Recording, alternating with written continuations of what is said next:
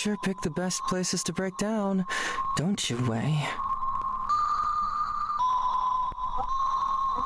Okay. Well, I guess not the whole time. That's fine. I'm in the cab of a Bodymore tow truck as I pull to the west entrance of the park. My phone sits in the cup holder. Wayland still hasn't messaged me back with where he's parked, and finding him in the dark is going to be a bitch and a half. Of course, Wayland waited until the sun went down to call for a tow in the Baltimore body dumping ground. This time of year feels like the sun's out all afternoon until suddenly it's not, and you don't see it coming. Sometimes it feels like things don't exist if the streetlights aren't shining over them. Plus, the park entrances are unreliable, and by the time you reach the dead run, you're lucky if anything is still lit. Tonight is one of those nights where my headlights are the only thing keeping the streets bright. Downtown illuminates the horizon beyond the trees, and it feels like a different world than the one in this godforsaken park. City Hall, the town center, West Baltimore, airport. Part of the city betrayed the rest of it. Leakin Park isn't even so bad until the lights go out. Then tree branches droop, leaves turn gray, the water turns black, and a stink of rotten death rise out of the mud. Leakin Park isn't even so bad until the lights go out. Then tree branch. Wait. I understand that. Okay. The map calls it Winds Falls or Leakin Park, but locals call it something a little more honest. Murder Park. The windows are up and the air conditioner is on full blast. I go push the stink out of the cab. Night's cold, but the heater would just make the small spoil faster. Smell. I can turn the heat back on when I get out of the park. This isn't a problem during the day. I don't know what it is. Maybe the sunlight disinfects the ground and keeps the burials at bay. I drove all the way through Franklin Town till I hit the east entrance and have to turn around. Wayland said his car would be obvious. You can't miss it. Donnie said his exact message was, can't miss it, but I still miss it until I do a third lap across Franklin Town and I blame it on the park's shoddy lighting. A white show Taurus sits on the shoulder by the east end, near the Glen Falls and the Manor parking lot. Now that I see it, should have been obvious the last two laps, but I'm sure it wasn't there before. I pull up to the shoulder in front of the car and stand, holding onto the inside of the cab for balance. Wayland! Okay. Oh, I'm leaning on the truck door, hitting on the step for a higher vantage point. You there? I'm watching the car. Nothing moves. I get out of the truck and close the door. None of his lights are on, inside or out.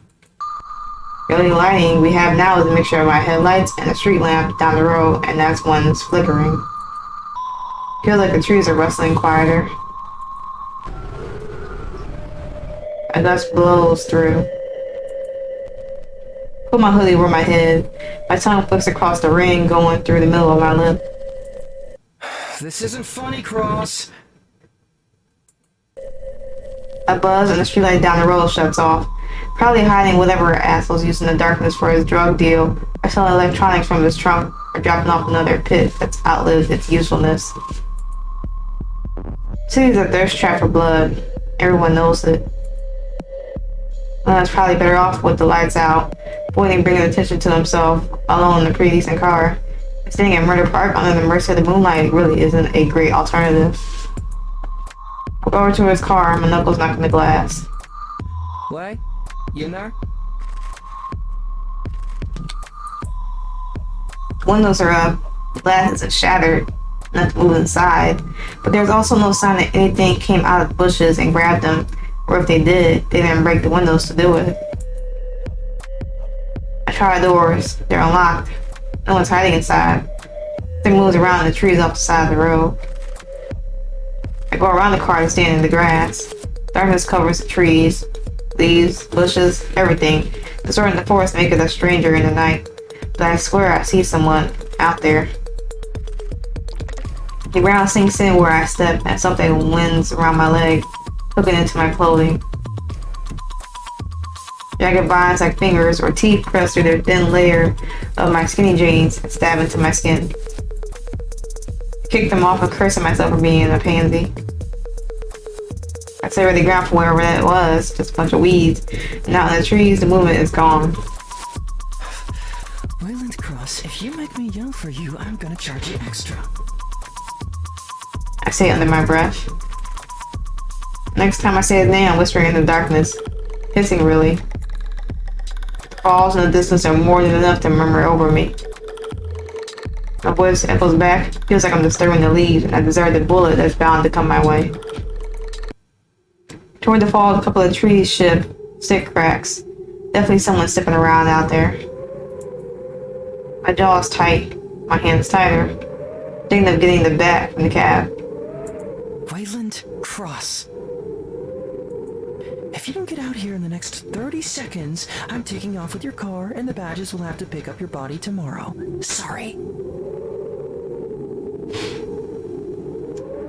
Make the text faster so it's more... Oh. Okay. Well, let's go back to the game. I came back into the cab and locked the doors. I only want my headlights on if I'm the only one out here. But I shut them off for a second and I feel the cold seep into my pants and under my hoodie like invasive hands. Fuck, I hate the dark. I grab my phone out of the crusty cup holder and go to messages. This is evidence now. Your witness. If I die, I'm at MP. Wayland Cross is knife blood drop. Okay. Someone killed Cross? No. Hassel's getting me killed.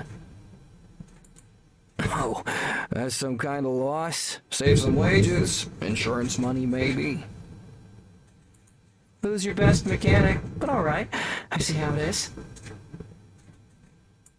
JK. Love you, Joey. Don't ever say that again, Donnie. Just, if I'm not back at 45, call in a body crew. Okay. Starting the clock now. I toss my phone to the passenger seat. Turn the cab lights off. I look around the darkness, waiting to see Wayland come running out of the trees now. Shirt soaked in sweat. Maybe his jacket's torn from getting caught on some sticks. Maybe he fell into the river. Maybe a bit of blood was stained his stomach, or he was stabbed while someone with a knife comes running out of the trees. Maybe he got hit by sharp branches or bullets shot by squirrels.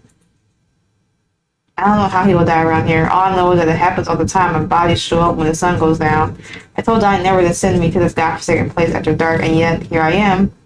He holds these jobs for me, just solidifies I'm getting him a blow-up doll with a hole in it for Christmas. Take another look outside. Trees sway what looks like breeze, but they look more like shuffling shoulders of a bunch of tall men wearing the same color suit. Turn the cab light back on and climb out. The keys in the ignition keep the lights on. My doors are locked and the extra key are in my pocket. I get to work moving Wayland's car onto my toe. If it gets scratched in the process, well, oh well. I'm to the car, check if it's in neutral, and I only got the door open when the smell hits me. Air is thick, even just sitting down in the driver's seat, I feel like it's pushing against me. Or maybe sulfur and something else, something familiar. Maybe the rotting mud from the park ground. Fortunately, the car's in neutral, and it's just the parking brake engaged. At least Wayland got that right before taking it off. Before I get out, I check the back seat one more time in case I miss him curled up on the floor. Wouldn't be the worst place, or plan. Driving through this park, you pass by the busted up brick well. Someone was literally burned alive a couple weeks ago. Candles, wax, chalk markings, salt. The badges said it had nothing to do with the Satanists while signing a burned satanic Bible to a plastic evidence bag. You back that way? Reach between the seats, feel for the floor. Something wet and cold touches my fingers. I yank my hand back. For a second, the image of him laying back there dead, bleeding, cold, and that's the smell. I come across the door and reach to get my phone. It's not there. I go for my keyring instead. Small, barely legitimate flashlight hanging from it. Flick the light on. Light throws my reflection to the window. My eyeliner smudged, but that's all there is to in the dark, and it only stands out against the brighter whites off my eyes. Open the front door, the lock's open in the back. I shine a light in the back seat. Nothing there, and I close my eyes, take a deep breath, and let go, and lean in. Can't believe it until I'm inside the back seat and reaching around the floor. There's nothing there. Climb out of the back of the car and shut the doors, pocketing the keychain, like reach for the cigarette box in the back pocket, but leave them. Can't light up until I'm getting out of here. Car is hooked up and toes growling. Sounds like a roar in the night silence. Waiting to hear crickets or an owl or the stream, but even that's gone. Close my eyes doesn't make any of the park sounds come back. I'm hoping for a stereo. Let some BS beat as it drives by 30 miles over the speed limit. But it's like I'm in the sound vacuum and the city lights shine on the outskirts of the park more than the stars overhead. Pull the keys out of the lift when the car is positioned on it. I'm on the lift, securing the tires when I hear movement in the trees again. It's not swaying leaves or branches, but the crunching grass, I'm afraid. It's fast and it's echoing in a way that sounds like it's all around me. I don't have time for this. I repeat the words in my head until I'm mimicking the words on mute lips. I don't have time for this. My heart's racing, pounding louder in my ears and the movement in the trees. My hands underneath the back passenger tire with the strap. Something wet splashes up to my arm, up my arm to my elbow. I squeal and draw my arm back. It's cold water at first, but after a couple of seconds it feels like a boiling heat. My hoodie sleeve clings to my arm. The wet parts grow hotter, more painful. I rip the hoodie off and toss it on the truck flat. Cold air nips in my bare arms. Encouragement to move quicker. Still a soft sting on my skin, but I can deal with it. I can't ignore that, so I pick up the car and climb into the cab. Secure the other tires, and when I'm done, I'm looking off into the woods towards Wind Falls. I almost call for Waylon one more time, but I think better of at the last second by my lip ring instead. Leaves rustle. Something cackles from somewhere. It sounds like a bird, but it's odd enough. Maybe it's not a bird. Cross? I scan the trees for any movement. The cold air stings my arms, but not as much as whatever residue Waylon's car splashed on me. Swing my arm through the air in an attempt to cool the burning sensation. If you're out there, stop being an ass and get in the truck. My teeth are together. I scan the trees, the bushes, the grass, and the park. My teeth are together. Okay. Nothing. Last time, Wayland. I jump off the truck flat, grab my hoodie, but keep it held out. I jump. Looking for Waylon in the trees is my last concern. He's had enough warning. I'm hungry, I hurt, and now I'm cold. The headlights are flickering when I reach the driver's door. I open the door, and the cab lights flicker off. I come into the cab, locking it immediately. Something smacks into the truck somewhere in the back. Glance through the rear window, expecting to see a face or a knife or even a gun. Nothing. Grab my phone from the passenger seat. Battery's dead. Could have swore it was at 40% when I picked it up last. I maneuver my cigarettes from the jeans pocket and light one. Turn the keys and the car reunites without a problem. If Paul's hiding in the trees, too bad. He's finding his own way back. Okay. I was about to send a search team looking for you. Well, that won't be necessary. No, you weren't. I toss the keys onto the counter and make my way to the back of the shop. Yeah, you're right. It's kind of pricey. Sorry about that. No, you're not. My arm's still burning with pain from whatever came out of Wayland's car. I pick up my hoodie. The sleeve is hard, dry, sticky, and it smells a bit like sulfur. In the light, my arm looks swollen, puckering, irritated.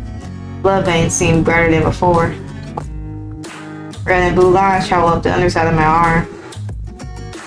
Go to the sink in the back of the shop and flick the water on. I hiss, breathing hard to stop myself from making any other sound, and pull my hand out of the water. Cold feels like acid against my skin. Turn the water to hot and wait for the pipes to heat. You find Cross?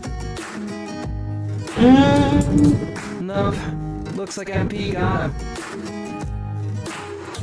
Ah, shame. Guess we'll wait to see if we can sell his car. How long would you give it? A week? Tomorrow's gonna look warm now. You really think he's dead? Donnie owes something. I'm not sure what. You tried calling in since we got his car back? What? Didn't you? My phone died while I was out. Sorry. I guess I could give him a call then. Someone got to. It wasn't sound Donnie realizing something he didn't know. It was him thinking about having to get off his ass and push a couple of buttons to do something. I get it. It's late. It's almost 11 and we both want to go home because we both know we open early tomorrow. The busy season is starting with people waiting to get their winter tires on before the snow hits, and somehow everything else is wrong with everyone's car from all the appointments they put off during the summer in the last 3 years. Because they wanted to ignore the lights on the dash or the smoke coming from the hood or the smell from their gas cans. They could help, well, could maybe last a little bit longer. Could last till the summer. They're sure of it. They have something better to do than spend Saturday sitting in the auto shop or in the living room at home waiting. The water's still not even hot. The redness of my arm isn't going down. The sting isn't going away either. You need to get the pipes fixed, Donnie. What's wrong with them now? The same thing that's been wrong with them for 3 months. You need to get them fixed. He grunts again. He pulled her from the sink just enough to peer into his office. He got his phone pressed to his shoulder. At least he's doing that. Tried to call Wheeler and actually got him on the phone. I don't know if I'd be able to hold back every laugh or anything I've learned over the years, including the Italian one I got from Donnie. The smell of Leakin Park is back, filling the garage now. Paul is sent back to Wheeler's car, where it's set up on the first hydraulic. The current rotting mud is caked onto his tires and the bottom half of the car. There's a dent inside the back door and a thick stained handprint over the trunk. Mud or something. A little brown, somewhat red. Light on the auto shot, I open the car doors, peek inside the fronts, and see them back. Despite having checked already, I'm still expecting to see something on the floor. Check the trunk. Body, garbage bag, maybe a bag with a body in it. Or at least dirty laundry, but the backseat is empty. Go around to the driver's side to pop the trunk. You just smell fills the garage immediately. Same dirty, wet, sulfuric, and muddy flavor from MP, but now there's a much more metallic element to it. Blood. Actually, I don't realize I'm shaking until I reach for the pop trunk lid to push it up. The little bottom at the first glimpse inside. Run to the sink and empty the contents of my stomach. You're not pregnant, are you, Joey? What in the frish hell is that? Someone forgot to flush again? Johnny comes out of the office holding a shirt to his nose like it's gonna help. Gripping the sink's edge for stability. The smell follows the grass around me and then suffocating like hands wrapped around my neck. fingers pressing on my throat. Hand smacked to the back. I jumped from it. Donnie's staring at me like he's asking what's wrong.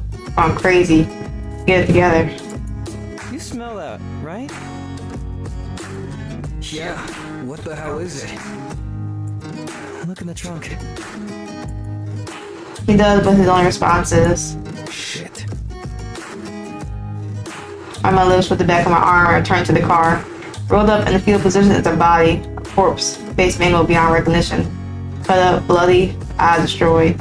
Stick with skin darkened by fire or some kind of damage that left him raw. Trunk stained with blood, some pulling underneath the body along with some thick silver water. Arm pulses looking at that water and something sends a shockwave through me. Go back to the sink and the water's still running. Steam's coming off of it now, so I dress my arm under it. Silver water stinks to my hand like poorly applied fingernail polish. Heat burns, I grab the washcloth from the edge of the sink and scrub my arm hard. Burning slowly soothes my veins, sink back into my skin, or whatever you call it. My red and blues aren't drawn so close to the surface anymore. When I clean my hand and rinse my hoodie so I can skip the laundromat for at least a few days more, by the time I'm done, Donnie's got the phone in his ear again and he's giving our address. Yeah, big sign, Bodymore Body Shop. There's an arm coming out of the tire on the sign. Ironic, but this isn't the normal kind of job we do. Right. Right, yeah. We'll be here.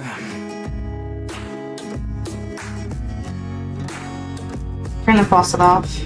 Donnie's standing outside his office, leaning against the frame. You didn't have any plans tonight, did you? He says, but it's not really a question as much as an opportunity to make a joke. Think about home, burnt smell of dead microwaving some frozen mac and cheese. A little too long, but he doesn't care if the edges are a little black. He likes the crunch, and it goes down fine with some Bartons. Smell sticks to the dishes piled in the sink, and God knows where those come from. They use the paper plates and disposable dishes for almost everything anyway. Shaking my head, I rub my eyes. I want to go home and hit the mattress, but I know better than to think I can. Nope, I'm all yours. Good. The badgers are gonna want to talk to you when they get here. It's gonna cost you overtime and something of a bribe. I lower my hand. Since my fingers are black with smudge or eyeliner. How about half a bag of Doritos? Doritos are nasty. Throw in a pizza and I'll consider it. I'm starving and I promise I can't complain if there's something in my mouth. Donnie's walking back to his office. Maybe that'd work better if you weren't like a daughter to me. I'm not into that shit. Still he's down on his phone and I hear him call for pepperoni pizza and whatever else they make him buy to get delivery. Back to the sink and wash my arm a second time. Prickling and stinging are gone, so I just leave lukewarm water to massage my skin instead while I try to replay the scene from the park in my head. Details are fading before the badges got here, but I told them everything I could remember. Then I went home with half a box of pizza and an unanswered text from Jack saying, "Come over when you get off."